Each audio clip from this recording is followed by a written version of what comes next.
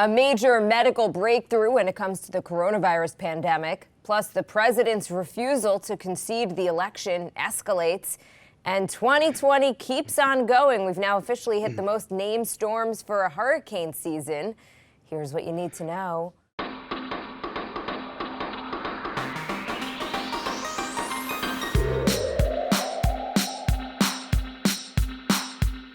Good morning, this is Cheddar's Need2Know podcast for Tuesday, November 10th. I am Jill Wagner with Carlo Versano. Carlo, I've been listening to your heavy breathing the whole time I've been speaking. Is everything okay? Really? Over there? Am I breathing heavily? I don't know. Are you all right?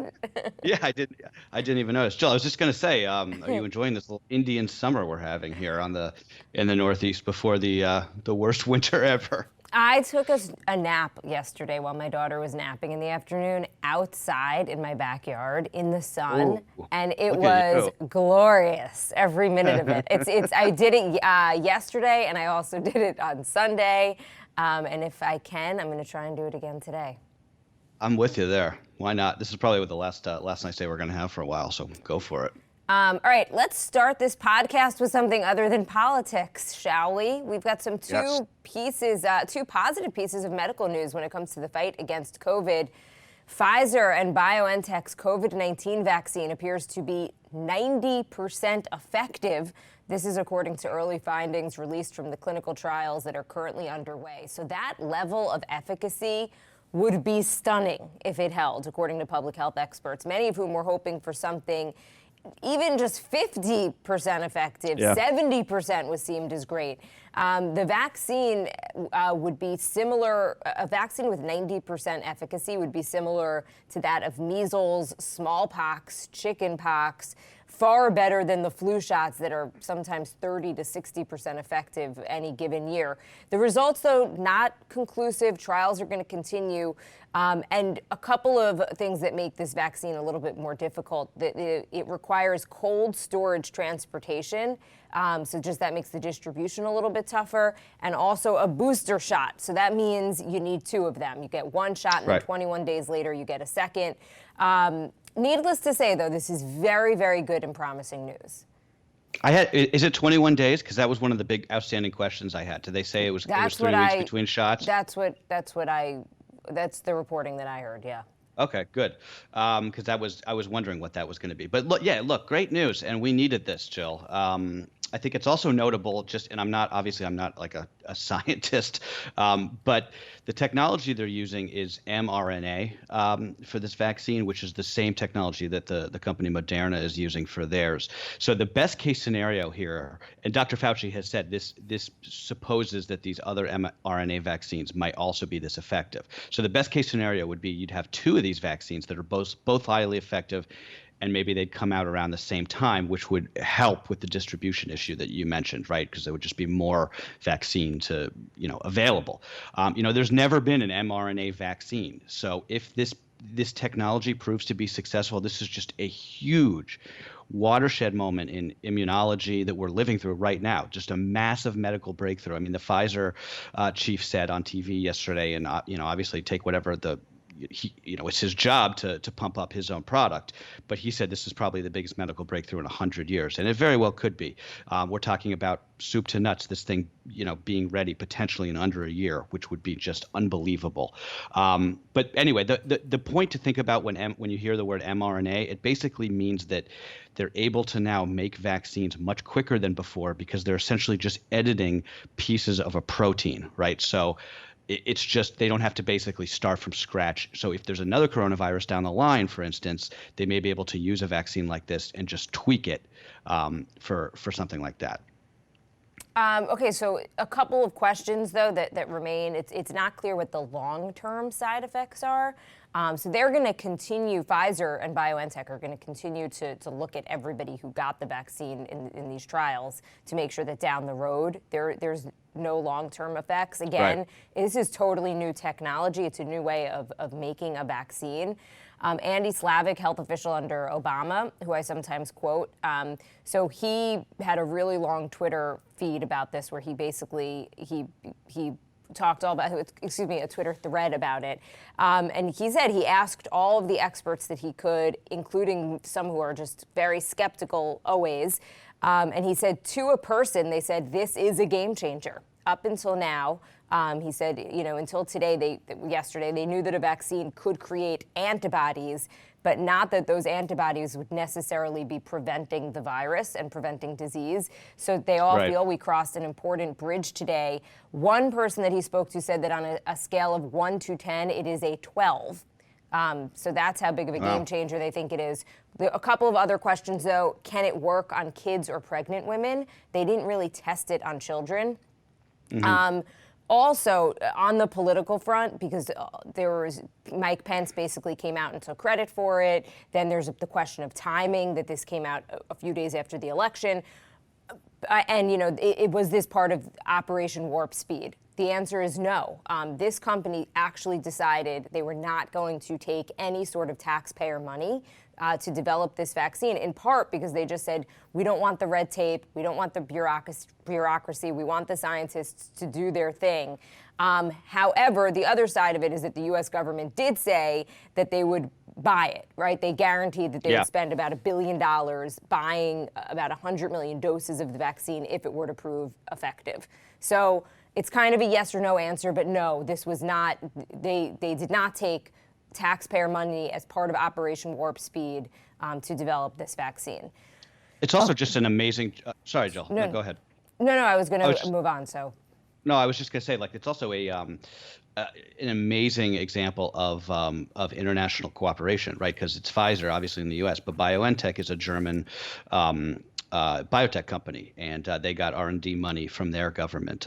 So it's just amazing example of cooperation, capitalism, and public money working hand in hand.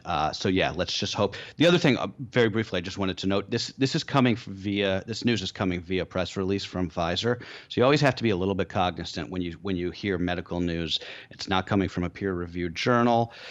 It was an outside panel that did these findings, so it's not like it's just the company just sort of saying it, but again, I just want to make that clear that it is coming via press release. And in terms of a timeline, again, we always talk about what's that date that you and I are going to be able to walk into a pharmacy and get it. We are still talking middle of next year, the earliest for regular people. Perhaps they could get emergency use authorization for frontline workers, medical professionals in the next couple of months. High-risk people would be next. But no, we are not talking this is not the silver bullet where you go into to the doctor's office tomorrow. The FDA also, another piece of news, gave emergency clearance to Eli Lilly's COVID-19 antibody therapy. This is similar to what the president got from Regeneron right away when he first got sick. So what's interesting about this is that it's given to patients pretty much right after they get a positive diagnosis. And it is not meant to be administered in the hospital. In fact, it doesn't really work if you're severely sick. So the idea behind this is that you give it, it is intravenously, right? So you give it intravenously to a patient that's high risk and likely could develop very serious side symptoms and everything from it. You give it to them before they get to that point. The drug is called bamlanivimab. I can't even believe I butchered that the way I did. It's now being kind of called Black Betty. So if you see Black Betty trending, exactly, that's basically trending on Twitter. And if you're wondering why, this is why. That's good. That's hilarious. Yeah, great news. Also, Jill, we should also mention President-elect Biden announced the new pandemic task force yesterday that is going to be in charge with coordinating the national coronavirus response with the states on day one of his presidency. That task force includes well-known names like Atul Gawande, who is the surgeon and writer, as well as Rick Bright, who you may remember his name. He was the vaccine chief who blew the whistle on the Trump administration and was fired back in April. So interesting to put him on there. That's a little finger in the eye of the Trump administration. And Biden yesterday was out just on his sort of the first day of transition by just pleading with people to wear masks. So it sounds like they're at least taking this, this seriously. Yeah, I mean, the fear here is that, okay, now you've got, we've got a vaccine and, we've got, treatments, and Right. people let their guard down even more than they have been. But the truth is that none of this is We're readily not there yet. available. We're not there. I can't believe you didn't talk about the stock market, Carlo. The market. What about it? The stock Yeah, market ripping yesterday. Yeah. The Dow opened up 1,600 points on the news of this vaccine being 90% effective. It didn't finish quite as high, but Carlo and I were laughing because my prediction yesterday, of course, was that the stock market was going to pull back. I was expecting that you were going to. I meant to tease you about that shit like that. You said yesterday morning you were like, stock market's gonna have a big correction this week, and then like 10 minutes later the futures were up 1,600 points. Yes, thank you. So if anyone is wondering if we have any inside information, we don't, clearly. My prediction could not have been worse. I will say it's still only Tuesday. You never know. You never know. But it was interesting. Just briefly on the markets, everybody, the Nasdaq actually closed lower. That reason is because that's filled with all the tech companies and these so-called stay-at-home stocks that have just been going crazy all year, like Netflix, Peloton, Zoom, companies like that. Investors selling those stocks off, piling into companies like American Airlines, Carnival, those kind of travel and leisure companies that have been just absolutely destroyed this year. I'm reading from a tweet from Scott Galloway. So this tells you everything you need to know in terms of stocks. Carnival Cruise up 39% yesterday. Royal Caribbean up 29%. Wynn Resorts up 28%. Expedia up 25%. TripAdvisor up 22%. Marriott up 14%. So clearly, the market is thinking that we're going to start traveling relatively soon. Peloton, I believe, at one point was down 14%. So a tale of two markets. But none of this is happening right away. So this is why I never really understand the stock market, because again, like you said, it's still going to take months in the best case scenario for us to get back to normal. Okay, let's talk about the transition. For the first time in American history, a defeated president has not recognized the outcome of an election. President Trump's push to contest the vote has escalated with two important developments. Senate Majority Leader Mitch McConnell now saying that Trump has every right to pursue legal challenges, which has given cover to other Republicans to do the same. And then Attorney General Bill Barr told the Justice Department to investigate allegations of voter fraud despite a lack of evidence, which led the DOJ's election crimes chief to just resign overnight in protest. And meanwhile, David Bossie, the lawyer who was tapped to lead the legal challenges, he has become the latest Trump appointee to test positive for coronavirus. Chief of Staff Mark Meadows tested positive, and HUD Secretary Ben Carson also testing positive. I think the real question now is who hasn't had the coronavirus in the Trump administration? Ivanka, I think, maybe. Did you watch SNL, Dave Chappelle's take on it? I'm not even going to repeat it because it's kind of crass, but it was funny. I watched the beginning of it. I forget what he said, though. He's basically like, no one is surprised when you hear that somebody in the Trump administration has coronavirus. Like, that's... No one's wondering how they got it, Yeah, right. Yeah, it's pretty obvious. But on a serious note, Jill, this is troubling news. This has gone from being sort of pathetic to something a little bit more nefarious. I think this is really they're taking the first steps towards overturning an election. I think the question is how far they take it now. It's one thing for Rudy Giuliani to be giving like insane press conferences in a Philadelphia parking lot.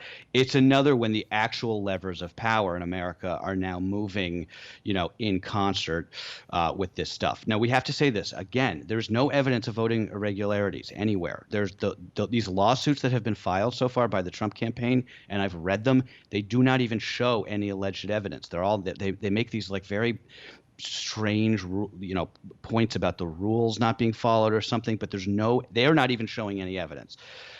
So this is, the thing when McConnell came out yesterday, I swear to God, Mitch McConnell has ruined more days of mine this year than he has credit for, because let it go, Carlo. But I mean, don't these people care about American democracy? It's just infuriating to do all of this just for Trump's ego, which I think is what this is about. It's just shameful.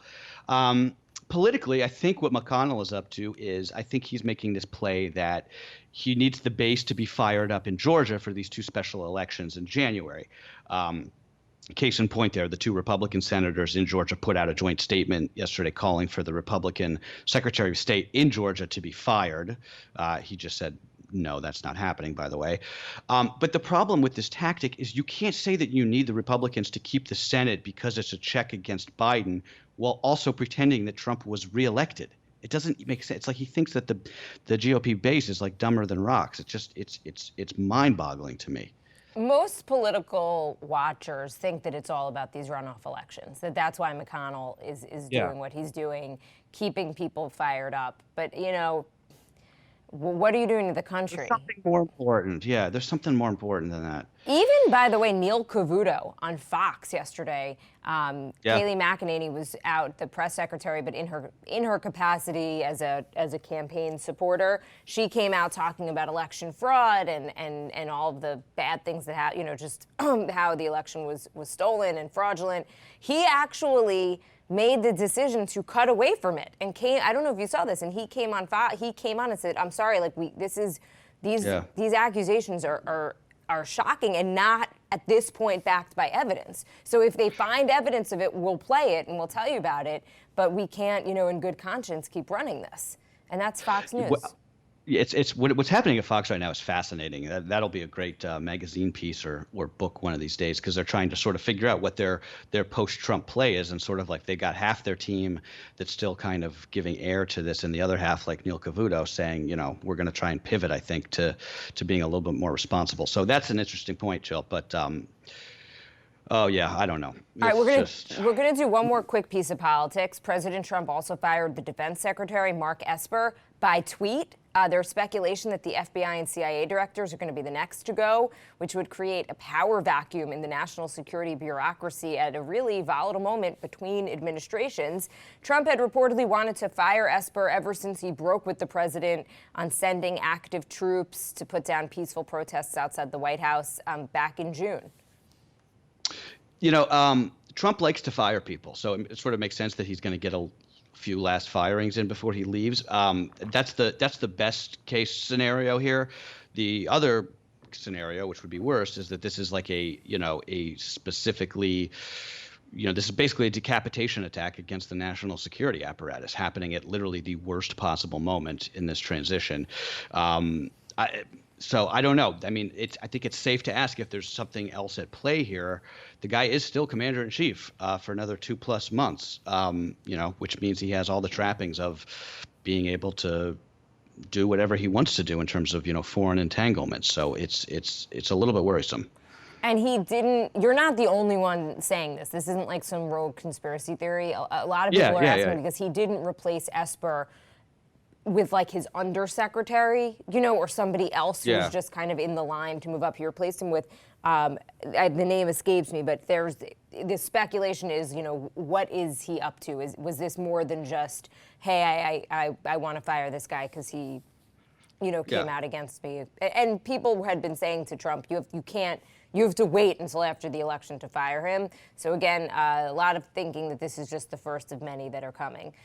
Switching gears here, it is official. 2020 now holds the distinction, among many others, of being the most active Atlantic hurricane season on record. Subtropical storm Theta has formed way out in the ocean, does not pose any threats to land, but it does become the 29th named storm of the year, breaking the record set back in 2005. Pretty amazing, right? I mean, this 2020, man, keeps playing the hits. Meanwhile, Tropical Storm Eta has shifted a little bit away from Florida. It's brought some seriously heavy rains and high surf to Miami-Dade, South Florida, and the Keys all for the last couple of days. So it's now shifting back into the Gulf, and it could either fall apart or regain strength over the next few days and could theoretically at least have another landfall. Either on the Gulf Coast or on the western coast of Florida. It's a little too early to know. And there is yet another system forming in the Caribbean that people are keeping an eye on that could be storm number 30. So, hey, keep them coming, I guess. No. Right, do not keep them coming. We're done here. No, let's move on. Yes. And finally, Alex Trebek has not even been laid to rest, but the jockeying for who's going to fill his shoes as the host of Jeopardy has already started. ABC News' George Stephanopoulos reportedly angling for the gig. Ken Jennings, though, is said to be the odds-on favorite. Jennings was giving a was given a consulting producer role on Jeopardy last year, reportedly as a way to groom him for the big job when the time came. He'd be good. Interesting. Right? Really? I don't know. I don't think why would Stephanopoulos want that? I never understand when news anchors try and get into when I was at NBC, there were all these rumors that Brian Williams was going to become the host of the Tonight Show. And I was like, what are you talking about? But look, it's very clear to me who should be the next host of Jeopardy, Jill, and that is Donald Trump. Think about it, right? He loves to be on television. He'd get to be on television every night in a way that isn't dangerous for the country. He's already been a game show host, so he kind of knows the shtick already, and it would be hilarious. So that is my this is my new thing, is trying to get President Trump to become the new host of Jeopardy. Okay, that's so funny. First of all, I mean, the show would have a much different tone.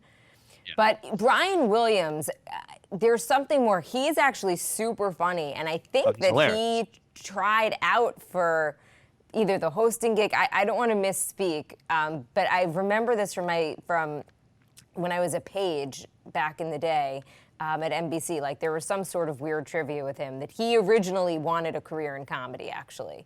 That was like his initial thing. And he was hilarious when he hosted SNL, by the way, way back in the day. And if you're wondering why someone would want the hosting gig, it's like the best gig on the planet. They tape 5 of those shows. I mean, the way that it works, I know with Wheel of Fortune and stuff, is that they basically just tape a bunch of those shows. They're 30 minutes. Yeah. Like, they knock them out in 1 or 2 days, and then you're basically done for the month or the week. I mean, it's not even though the show airs 5 days a week, it is not a 5 days a week kind of job. So if you've been a news anchor on call for decades, why not go for something like that? Well, I say Trump as host of Jeopardy. That's my story, and I'm sticking to it. Hey, crazier things have happened this year, Joe. 100%. Okay, that's what you need to know for Tuesday, November 10th. Bye, guys.